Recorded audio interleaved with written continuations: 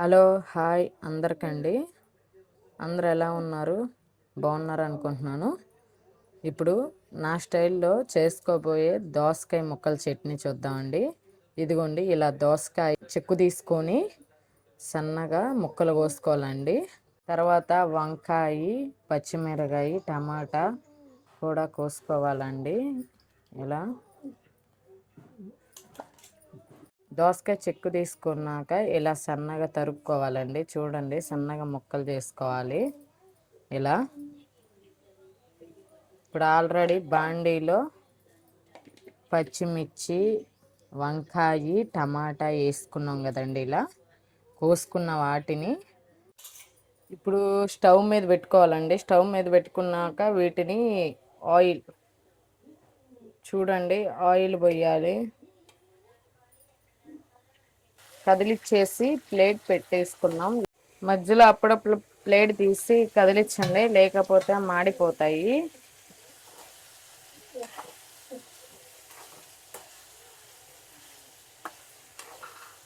ఇప్పుడు కొంచెం మగ్గినట్టు ఉన్నాయి కాబట్టి లైట్గా చింతపండు కూడా వేసుకుందాం. మగ్గిపోయిద్ది చింతపండు. మిక్స్ మామూలుగా పేస్ట్ చేసేటప్పుడు అది ఒక్కొక్కసారి అలానే ఉండిపోద్ది. ఇప్పుడు మళ్ళీ చింతపండు వేసుకుందామండి. చింతపండు వేసానండి. హైలో పెట్టుకొని ఒక్క 3 మినిట్స్ 2 మినిట్స్ అలా మగ్గనిచ్చి కట్టేద్దాం. చూడండి, ఏగినాయి కదా. ఇంకా పచ్చిమిర్చి, వంకాయ, నేను 2 వంకాయలు వేసుకున్నాను. టమాటా 2 టమాటా వేసుకున్నాను. కారము, పచ్చిమిర్చి ఎవరికి తగ్గట్టు వాళ్ళు వేసుకున్నా. అంటే పచ్చిమిర్చిలు కొన్ని పచ్చిమిరకాయలు కారం ఉంటుంది, అవైతే కొంచెం తక్కువ వేసుకోండి.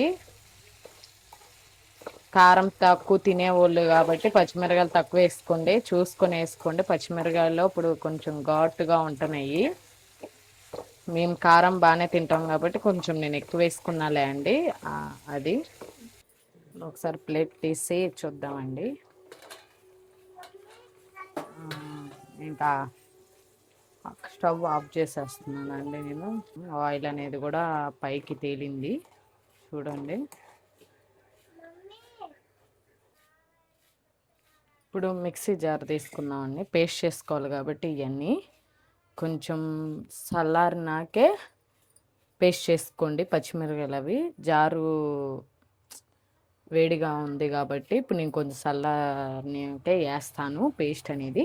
కాకపోతే ఈలోపు మనం వేసుకోవాల్సిన ఇంగ్రీడియంట్స్ మీకు చూపిస్తాను చూడండి. ఫస్ట్ జీలకర్ర 1 స్పూన్ వేసుకోండి.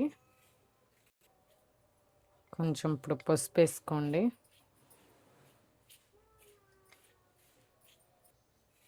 మూడు 4 రబ్బలు చిన్నులపాయ అండి. సాల్ట్ అండి, సాల్ట్ ఎవరికి తగ్గట్టు వాళ్ళు వేసుకోండి. కొంచెం తక్కువ తినేవాళ్ళు ఉంటారు, ఎక్కువ తినేవాళ్ళు. నేను 2 స్పూన్స్ వేసుకుంటున్నాను.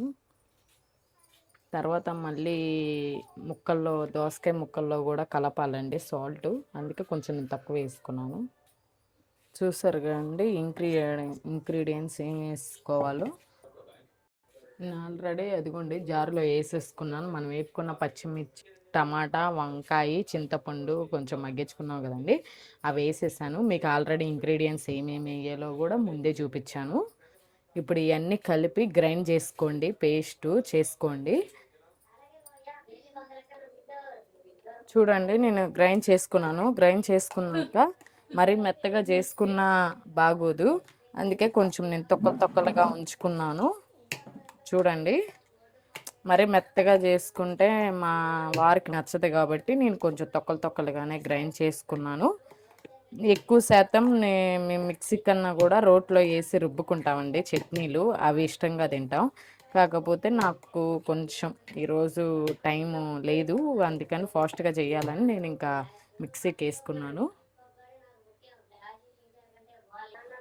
ఇప్పుడు మళ్ళీ స్టవ్ ఆన్ చేసుకొని ఆ బాండీలో ఇందాక మనం వేసుకున్న బాండీలోనే కొంచెం ఆయిల్ ఉంది కదండి, 1 స్పూన్ ఆయిల్ పోసుకుంటున్నానండి. 1.5 స్పూన్ పోసుకున్నానండి నేను ఆయిల్. ఎక్కువ దీనికి టేస్ట్ బాగుంటుందండి.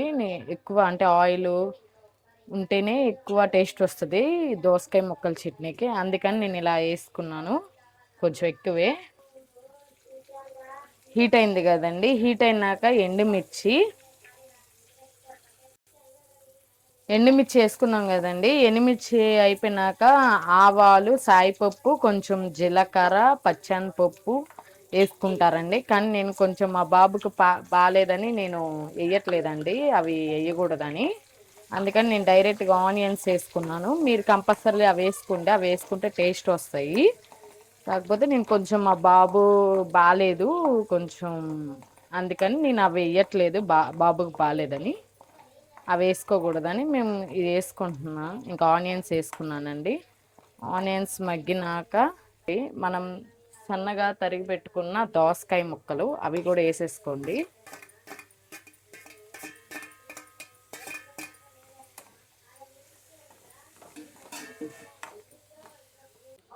పసుపు వేసుకుంటే దీంట్లో అయినా వేసుకోవచ్చు, నేను కొంచెం జారులో వేసుకున్నాను కాబట్టి వేసుకోవట్లేదండి. ఇప్పుడు కొంచెం సాల్ట్ వేసుకున్నామండి. సాల్ట్ ఎందుకంటే దాంట్లో నేను తక్కువే వేసుకున్నాను కాబట్టి దీంట్లో సాల్ట్ వేసుకున్నాము. ఒక స్పూన్ వేసుకుంటున్నాను నేను. తర్వాత చాలకపోతే కలుపుకోండి. ముక్కలు వేగుతున్నాయి కదండి, ముక్కలు బాగా వేగితే అదొక స్మెల్ వస్తుంది. కాకపోతే ముక్కలు బాగా వేగనివ్వకండి, ఇలా హీట్ అవ్వటానికే. తర్వాత ఇదిగోండి, ఇది వేసుకోండి. తర్వాత పేస్ట్, మనం గ్రైండ్ చేసుకున్న పేస్ట్ కూడా వేసేసుకోండి. చూడండి, మొత్తం పేస్ట్ అంతా వేసుకొని కలుపుకుంటున్నారు కదండి. కలుపుకున్నాక ఒక్కసారి అందరూ సాల్ట్ చూసుకోండి, ఎందుకంటే ఒక్కొక్కరికి సరిపోదు, ఒక్కొక్కరికి సరిపోయిద్ది. ఒక 2 మినిట్స్ అలానే మగ్గనిచ్చి కట్టేసేసేయండి. దించే ముందు కరివేపాకు అయిపోయింది. ఇంకా ఒక్క నిమిషం అలా ఇదంతా కలుపుకొని ఇంకా స్టవ్ ఆఫ్ చేసుకుందాం. ఇప్పుడు దోసకాయ చట్నీ ఈస్ రెడీ. సర్వ్ చేసుకొని తిన్నాక ఎలా ఉందో కామెంట్లో చెప్పండి, ఎలా వచ్చిందో. ఇది నా స్టైల్లో దోసకాయ ముక్కల చట్నీ. ఒక్కొక్కరు దోసకాయని మిక్స్ చేసేస్తారు, గ్రైండ్ చేస్తారు, కానీ నేను అలా చేయనండి. అలా చేస్తే టేస్ట్ రాదు. మా వారికి ఇలా చేస్తేనే నచ్చిద్ది. నాకైనా మా ఇంట్లో ఎవరికైనా ఇలా చేస్తేనే మేము తింటాము. మిక్స్ చేస్తే మాకు అదొక టేస్ట్ పోతుంది, నచ్చదు. కాబట్టి మేము ఇలానే చేసుకొని తింటాం. ఒకసారి అందరూ ఇలా ట్రై చేసి కామెంట్లో చెప్పండి.